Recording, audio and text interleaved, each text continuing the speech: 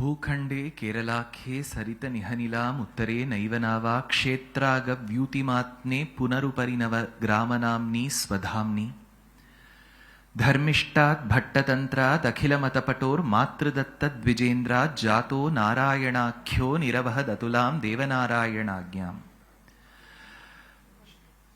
A very good afternoon to all those who are present in this summit. Indeed, a moment of delight and pleasure to have been a part of this summit conducted across various cities in Dakshina Bharatam, like the Bhagyanagara of Hyderabad, Bendegala Uru, which is Bengaluru, Coimbatore, and the city known for its Sangam literature, which is Madurai. A good fair, a very reciprocal and a knowledge-sharing association that I've had with my dear friend Shankar, and this beautiful company that he manages with his set of knowledge-bearing employees is indeed a moment of delight for me. There is a Champu Kavyam in Sanskritam. Champu in Sanskritam means where there is an admixture of prose and poetry. So there is a Champu Kavyam called Bharata Champu, written by a poet called Ananta Kavi, who says that the residents on Mother Earth, they lost access to the incessant flow of ambrosia, which is nectar. So they all went and complained to Mother Earth. And she, being the mother, a doting mother, filled with compassion, she said, I will procure if the stock is over here. So Mother Earth extended her hands upwards and got the ambrosia from the celestials. And those extended hands were the coconut trees. And the poet says you can find them a lot in Kerala, writing it 750 years back.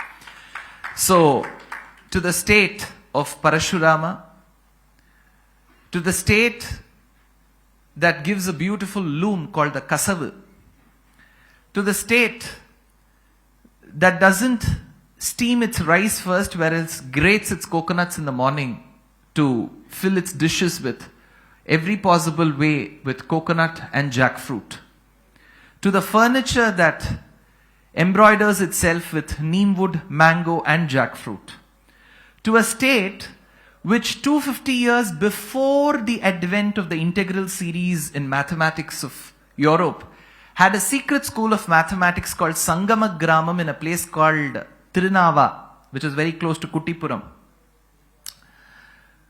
with such great but lesser known mathematicians like Achyuta Pisharoti and Narayana Bhattadri.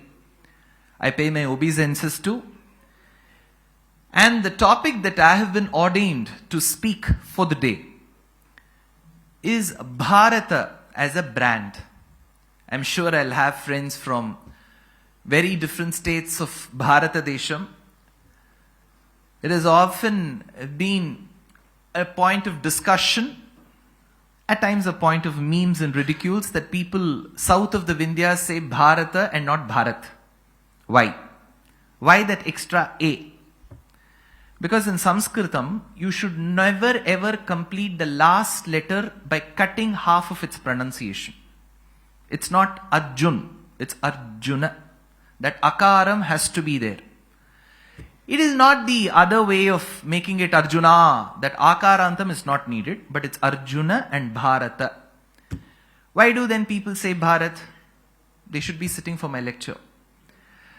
So it is Bharata and not Bharat. Technically correct if you want to be. So why Bharata? And what is significant about the word Bharata?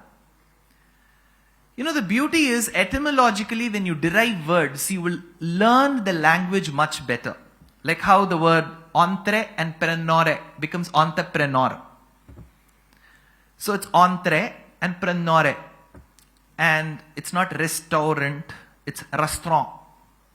So every language has its way of saying things. For example, I'm sure there is Mohit Zoshi with us. So in Marathi, it's not Joshi, it's Zoshi. So when you sing abhangs in Marathi, you will know Madhe Manoratha Purna Kari Deva. So dha is very important. For example, people who are not speaking Tamil will never get Tamil. It's Kozhikode. ஆழி மழை கண்ணா ஒன்று நீ கைகரவேல் ஆழியுள் book முகர்ந்து கொடாய் தேரி ஊழி முதல்வன் உருவம் போல் மெய்கருத்து பாழி அம்தோளுடைய பற்பனாபன் கையில் ஆழி போல் மின்னி வலம்புரி போல் நின்றதிருந்து. But the beauty is those of them who protest for the sake of Tamil language never get to say Ra. That said, Bharata is a potpourri or a medley of such beautiful thoughts. How does Bharata feature? And what is this etymological derivation? Etymological derivation is when you get to the root word. For example, I'll just give you an example to get to Bharata. Dhava. Dhava. Telugu varu unnara akkada? So you will know there's an exact pronunciation to every letter. Dhava means husband. In Sanskritam, Dhava means husband. Ma means Mahalakshmi. Mahalakshmi's husband is called Madhava. So when you get the word Madhava, it is derived as the husband to Mahalakshmi. Mas Dhava. So suppose the woman and her husband, she sees her husband dead. So she's without the husband. So she's Vidhava. So it becomes Dhava. Suppose the man loses his wife. It is Vidhura. So he's a widower. So this widower, widow, Dhava comes from the root word. So it's very, very important to understand the root word. So this is called the language. That's where we deal in linguistics. Let's take Bharata for example. Bharata means the land that ensures that there is nourishment and wisdom. That land which ensures that there is incessant supply to nourishing wisdom. That's how you call it Bharata.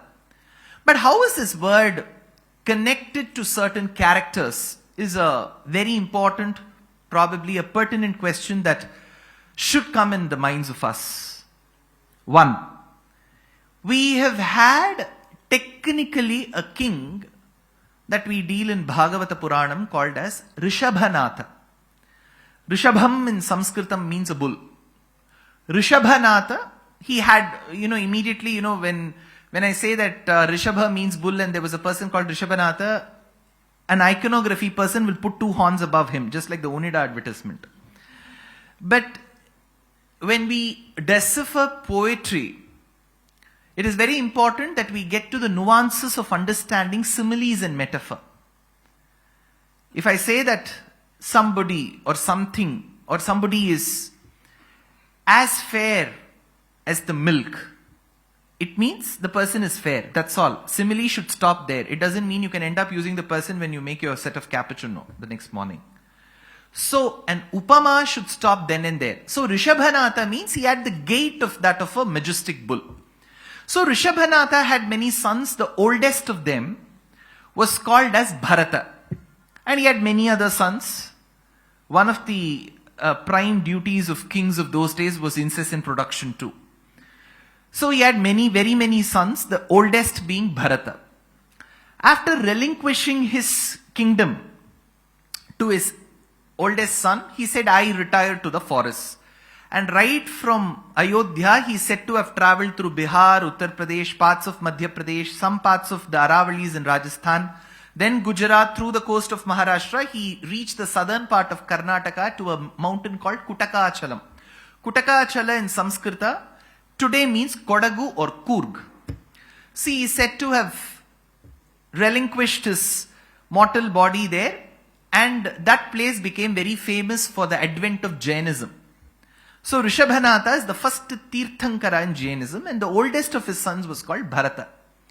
Bharata, after having been made the king, the Uttaradhikari, he administers his kingdom well. In those days, most people who ruled or administered were educated and were also scam free. So he administered his kingdom really well. And then he thought, it's high time for me to become a recluse, an ascetic. And he walks up towards the Himalayas and reaches a current day place called as Muktinath or Shalagram, very close to Pokhara in Nepal, where you get those fossiled stones bored by insects called Vajrakitam.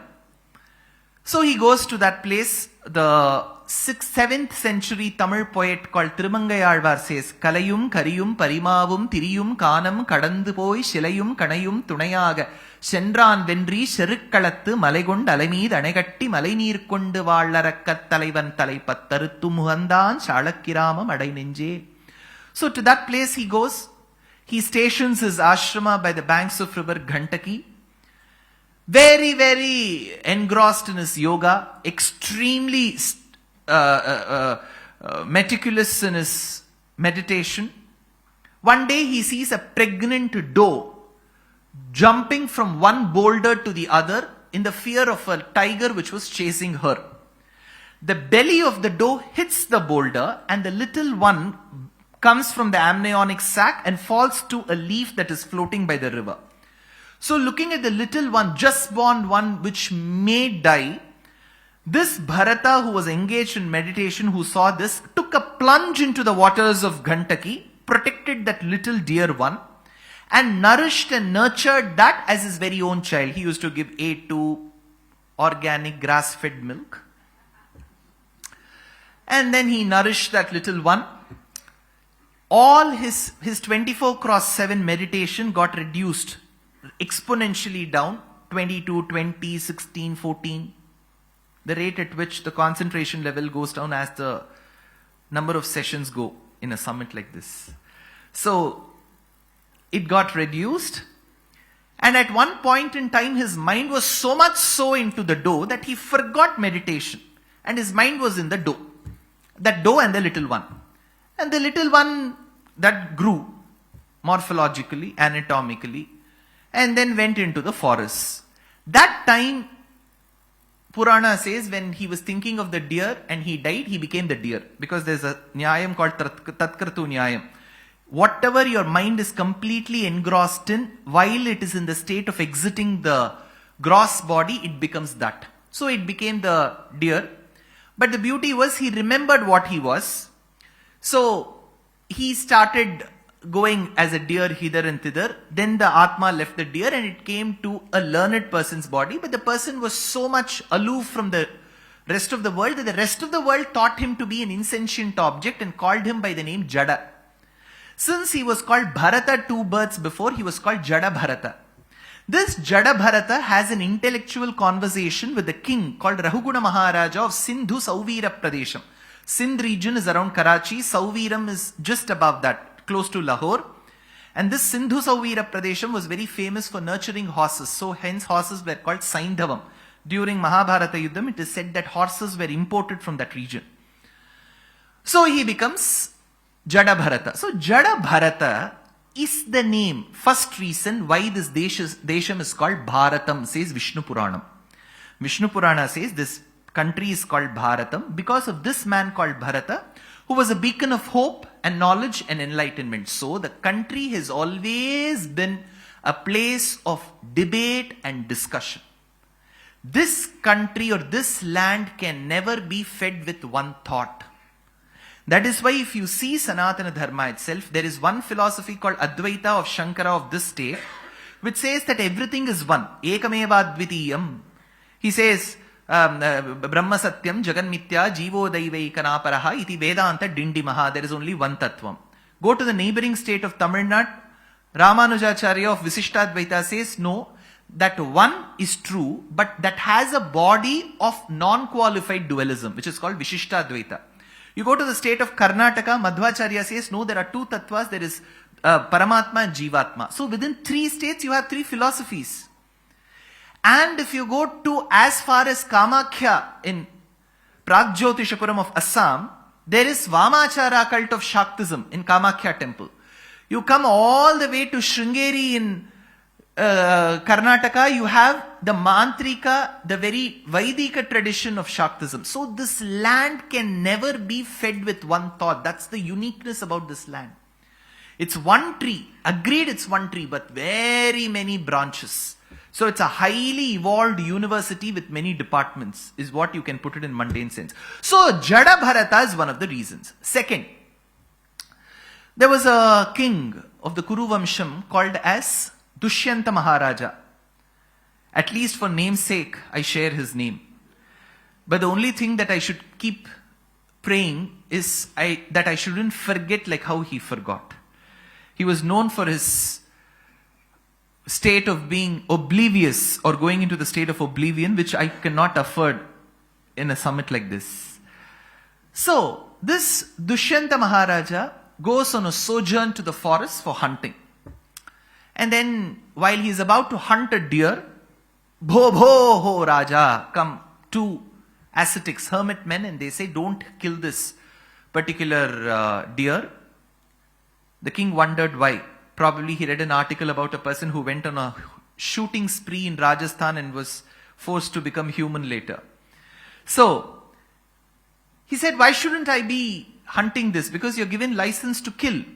In the US, there are some states of the East Coast where during a certain period you're given the license to hunt. And in New Zealand, in the northern and the southern island, you get the license to hunt and then procure venison. Why shouldn't I? So that's when they say this is actually an ashrama attached animal. We have a GI tag with it. So this belongs to the ashramam of a rishi called Kanva. So do not shoot the animal. It's in the endangered species. Don't do that. The king values the thought of these two hermits. And as he moves towards the lake, he sees a woman of spotless beauty, as blemishless as one could be. Since she was abandoned by her own parents called Vishwamitra and Menaka, and she was protected from Mother Nature with the extended wings and feathers of Shakuntaha. Shakunta is a kind of birds. She protected by Shakunta, she was called Shakuntala. So he speaks Shakuntala, she is a beacon of beauty, a personification of how Samudrika Lakshana Shastram should say a woman should be. And she too spots this man of whey protein fed, well-built body who's been working out and doing cardio in regular intervals. So she falls in love with him. Call it love or infatuation at the first sight. They fall in love. And it was one of the 8 approved marriages in Sanatana Dharma, because in one of the 8 approved, Ashtavidhanam Vivahaha, there are 8 kinds of marriages. One Vivaham is called Gandharvam, where you don't have to call anyone, arrange a banquet and a buffet. You don't even have to go to a registrar office. If the girl and the boy like, they can exchange a ring. And both don't have to buy, just one can buy. The most cost effective of all. So this man puts in a ring to her and gives her hope that he will summon her, call her to the palace at the right time with due respects. And the beauty is, this girl is lost in thoughts about Dushyanta Maharaja. She eventually turns pregnant. As she is lost in his thoughts and the ashrama is one day evacuated, nobody else is there, comes a person who was known only for his bad temperament, called Durvasa Maharshi. His rise to fame was cursing anybody and everybody he saw. So he sees this woman, he sees that she is not offering him Atitheya Satkaram, Atithi Satkaram. So he gets perturbed. He keeps reminding her, she is completely lost in Dushyanta's thoughts. So this man gives a complicated shapam. He says, you are lost in somebody else's thoughts, so that man whom you are thinking will forget you. Look at the complication. Katham pramattaha prathamam kritamiva. 1800 years back, Kalidasa, the great poet, in Shakuntalam says, what curse he gave? He says that that man will forget you. He's a poet. He has to give a simile, upama. So he says, that king whom you are lost in thoughts will forget you like how? Katham pramattaha prathamam kritamiva. Like on the previous day night when a drunkard says, I will do this and I will do that and will forget the next morning, so will he forget. See, look at the simile and the maturity. 850 years before even the red brick Cambridge was born, here is a poet somewhere in Ujjain giving a simile that can be reckoned and relatable even today. Katham pramattaha prathamam kritamiva. So then she doesn't know about the shapam. As she goes to a second trimester, the gynecologist advises you have to come with your husband. Then she goes to all the way to the king's palace. The king shows absolutely no sign of remembering her. Then she goes to see her ring. A ring is called Anguliyam, but it's called as Abhignanam. Abhignanam is something that gives you a reminder of someone. So she goes searching for our Abhignanam, her ring is missing. So it's called Abhignana Shakuntalam. So she doesn't spot, then she goes to the forest. She as a single mother delivers her child. This boy is called Sarvadamana.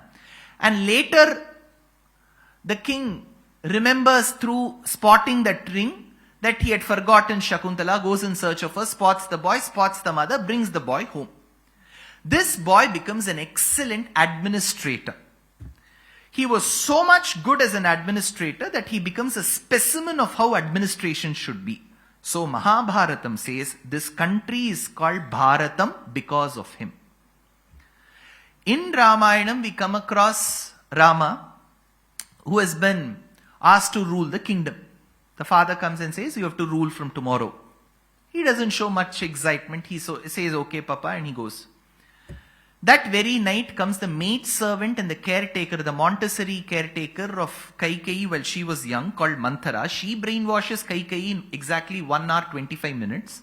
This woman ends up retrieving her 2 boons that she had sought many years back from her husband, who goes into a mild cardiac arrest.